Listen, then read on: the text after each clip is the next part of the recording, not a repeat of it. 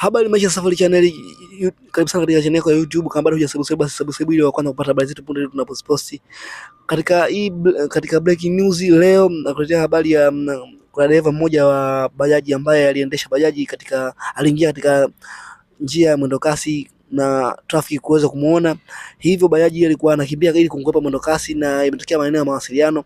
Hivyo bajaji ile kudondoka chini, na baada ya kudondoka chini imefloat mafuta na kunyanyua, na askari yule alikuwa anataka kuendesha ile bajaji mwenyewe kuipeleka kituoni. Hivyo imetokea ajali ya moto na bajaji kulipuka na kupelekea wananchi ambao walikuwa wanapikana katika maeneo hayo kutaka kumvamia yule trafiki, lakini alichofanikiwa ni kukimbilia katika gari ya magereza ili kupatikana katika maeneo hayo.